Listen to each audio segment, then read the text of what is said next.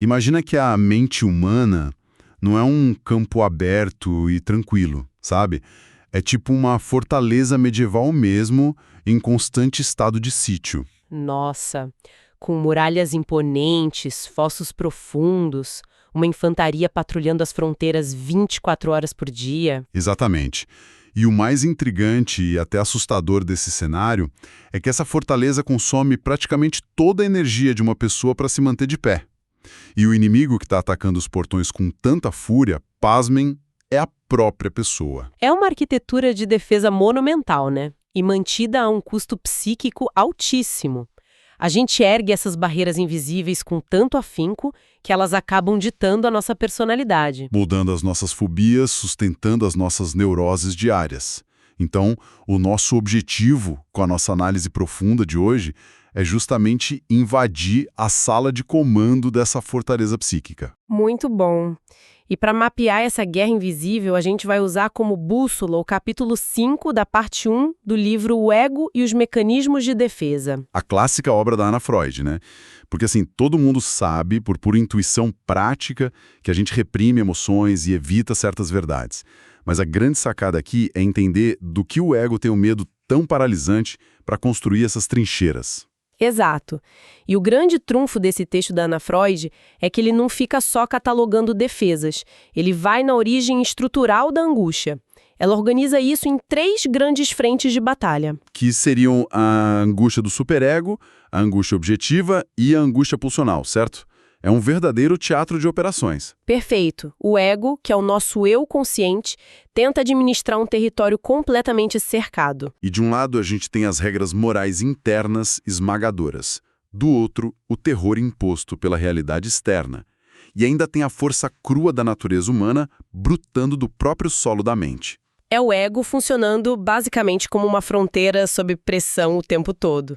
As táticas militares mudam dependendo de qual desses 3 inimigos está marchando contra a muralha. Bom, vamos desempacotar isso começando pelo fronte mais familiar para a mente madura, o inimigo interno, que é a angústia do superego. O pessoal que estuda psicanálise sabe que essa é a raiz da neurose adulta, né? Uhum. E analisando as fontes, chama muito a atenção que a repressão não acontece porque o ego odeia a pulsão ou o desejo em si. Na real, o ego abraça o princípio do prazer. Ah, então o gatilho da defesa é disparado puramente pelo pavor que ele sente do superego. Exatamente. O texto é bem cirúrgico ao definir o superego como o grande fomentador de discórdias. O ego do adulto vive encurralado por esse juiz implacável. Entendi. O superego diz que certas expressões inatas, tipo sexualidade ou hostilidade, são falhas morais inaceitáveis. E o ego, para evitar ser aniquilado moralmente, simplesmente abaixa a cabeça. Pois é, ele capitula para manter a paz. E aí ele se volta agressivamente contra as próprias pulsões que ele originalmente deveria ajudar a satisfazer. Trazendo isso para o mundo corporativo, é como se o ego fosse um gerente de nível médio. Ele até quer aprovar um projeto novo, super divertido e liberar uma verba que traria prazer para a empresa. Mas ele morre de medo do CEO tirânico do último andar. Exato. O superego é esse CEO que ameaça demitir todo mundo no menor desvio das regras. Aí o gerente, temendo pela própria pele, veta todos os projetos e vira um burocrata paralisado e miserável. Essa analogia corporativa é maravilhosa para traduzir o empobrecimento da neurose adulta. O ego renuncia à própria autonomia pela obediência cega.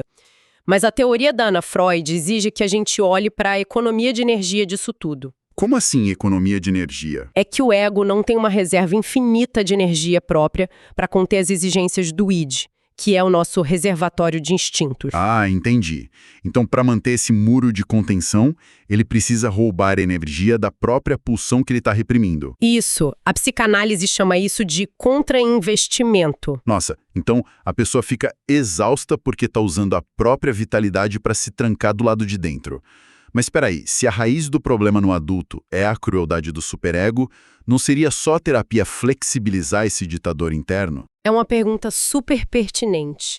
Diminuir a severidade do superego traz, sim, um alívio psíquico imenso. E muito do trabalho terapêutico vai por aí. Mas eu imagino que não seja tão simples assim, né? Não dá para só demitir o CEO e curar todas as neuroses de uma vez. Infelizmente, não. A clínica mostra que só silenciar o juiz interno não resolve tudo, porque a angústia não vem só dessas regras internas. E aí a gente entra numa fenda teórica bem evidente.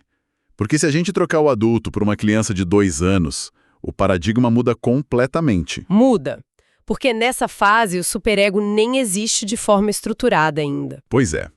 Então, se a criança não tem essa moralidade interna madura para julgar ela, de quem o ego infantil está fugindo tão desesperadamente quando desenvolve uma fobia? Essa é a ponte perfeita para nossa segunda frente de batalha, a angústia objetiva. Na infância, a força que obriga o ego a reprimir não vem de dentro, ela bate de frente com a realidade externa. Ah, então é o medo das figuras de autoridade, dos pais, dos professores. Exato. A criança percebe rapidinho que dar vazão aos impulsos sexuais ou agressivos atrai um perigo real. O medo não é culpa moral, é o pavor prático de uma punição, de perder o amor dos pais. É um perigo tangível. O texto até traz o caso clínico do pequeno Hans para ilustrar isso, né? Um caso clássico e extraordinário. Muito clássico. O Hans era um menino que do nada desenvolveu uma fobia tão terrível de cavalos que se recusava a sair de casa. E o mais doido é que o ego dele usou 2 estratégias complexas de defesa ao mesmo tempo, o deslocamento e a regressão.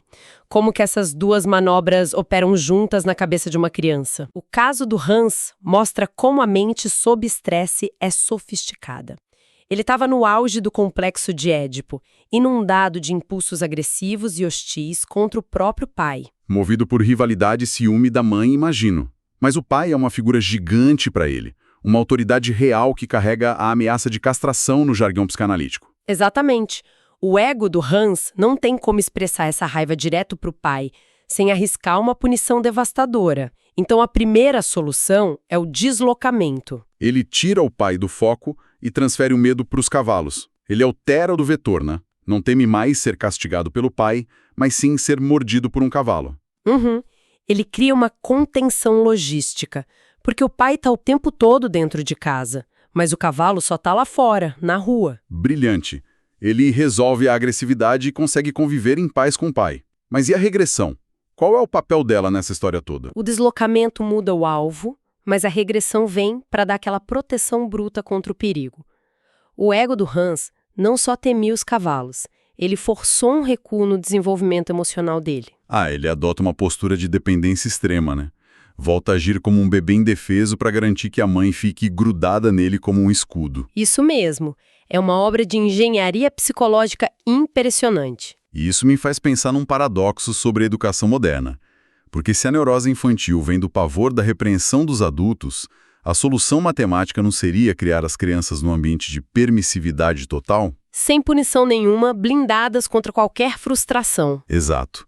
Uma educação infinitamente branda não criaria crianças totalmente livres de neuroses e angústias. Olha, essa ideia foi a base de muitos modelos pedagógicos nas últimas décadas. Mas o choque de realidade na clínica é que essas utopias falham miseravelmente no objetivo de evitar a angústia. Jura? As crianças continuam formando as mesmas estruturas de defesa e lidando com angústias terríveis, mesmo com pais super afáveis. Continuam. E a genialidade do Freud está em entender que o ego infantil avalia muito mal a realidade factual. Como assim? Se a ameaça de punição real sumiu, o que dispara o alarme da criança? A angústia objetiva da criança quase nunca corresponde a um perigo real do presente. O ego dela processa a realidade através de lentes de fantasias primitivas e distorcidas. Entendi. Então um simples não de um adulto super tranquilo pode ser lido pela psique da criança como um prenúncio de destruição letal? Exato. O monstro não é o adulto brando ali na sala, mas a entidade vingativa gigante que a imaginação da criança projetou em cima desse adulto. Nossa, é como se fosse um sistema de segurança de alta tecnologia rodando um software de avaliação de riscos totalmente defasado. Ele dispara o protocolo de evacuação letal por qualquer barulhinho. Uma ótima analogia. E a psicanálise não quer combater a ameaça real lá fora.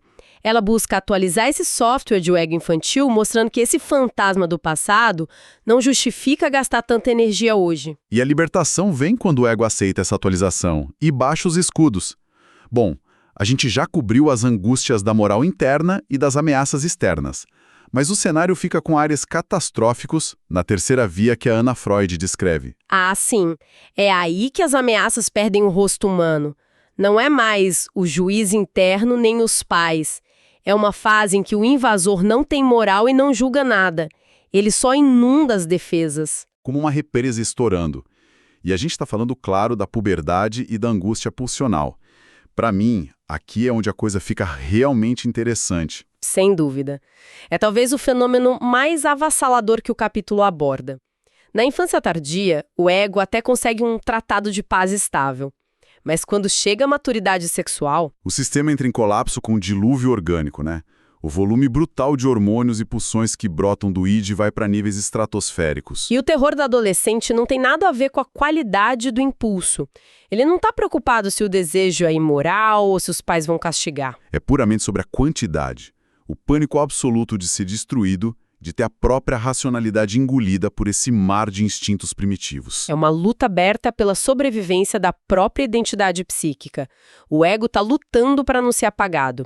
E é por isso que as defesas nessa fase são tão radicais e impiedosas. A Anna Freud detalha duas dessas defesas extremas, né? Começando pelo ascetismo, que é bizarro. Enquanto o adulto reprime coisas específicas, o jovem asceta institui um bloqueio comercial total com o próprio corpo. Uma intolerância cega a qualquer forma de satisfação física. As fontes descrevem jovens que não só suprimem o lado sexual, mas repudiam coisas vitais e inofensivas. Tipo andar sem casaco no frio cortante, se privar de sono, comer o mínimo para não morrer. Eles tentam extinguir até a capacidade de sorrir. É um ataque sistemático ao ato de estar vivo fisicamente. E a lógica por trás disso é implacável. O ego acredita que qualquer concessão ao corpo, por menor que seja, é uma rachadura na represa. Ah, se ele permitir o conforto de um cobertor, a represa interna inteira se rompe e a enchente afoga o controle que restou. Exatamente.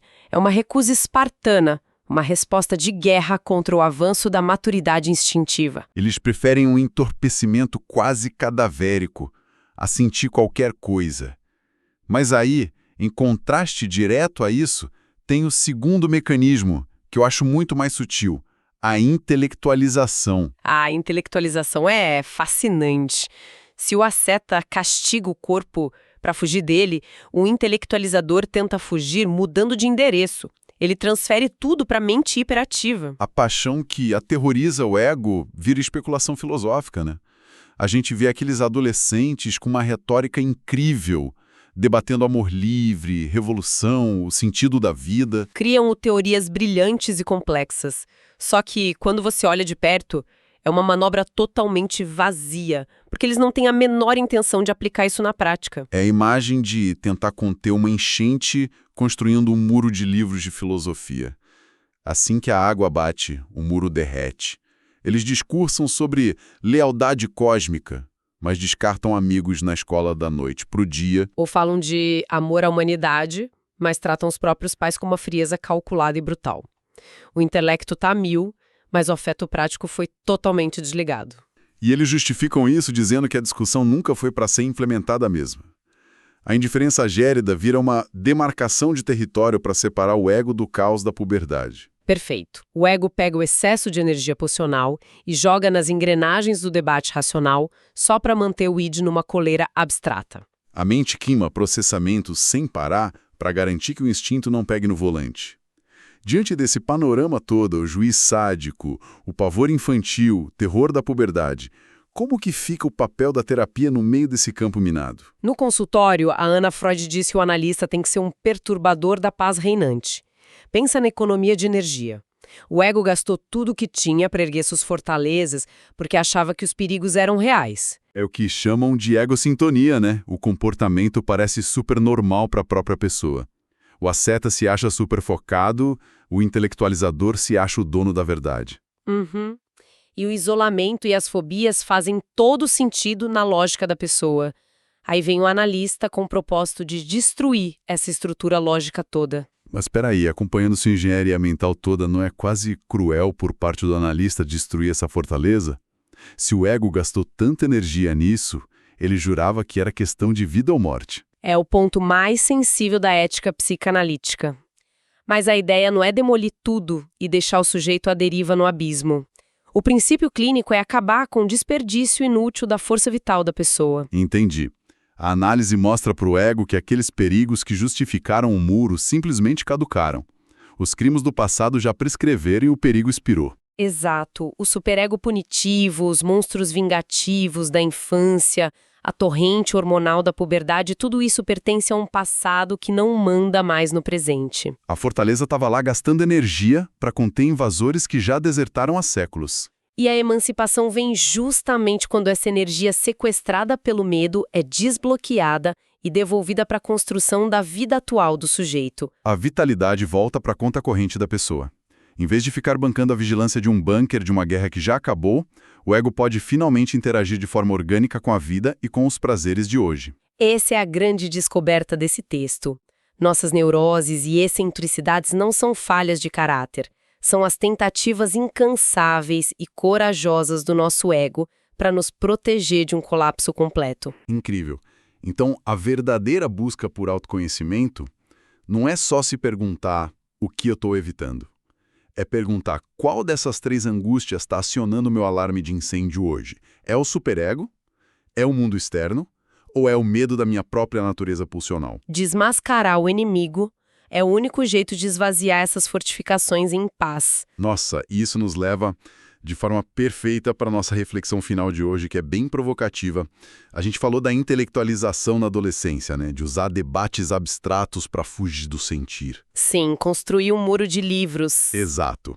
E se a gente olhar para o nosso ecossistema atual, cronicamente superlotado por hiperestimulação digital, será que esse nosso vício coletivo de mergulhar num loop sem fim de discussões teóricas na internet, lendo 1000 artigos sobre a psique e debatendo tudo sem parar, será que isso não é só um gigantesco mecanismo de defesa coletivo? Olha, faz todo sentido, uma intelectualização em massa, né?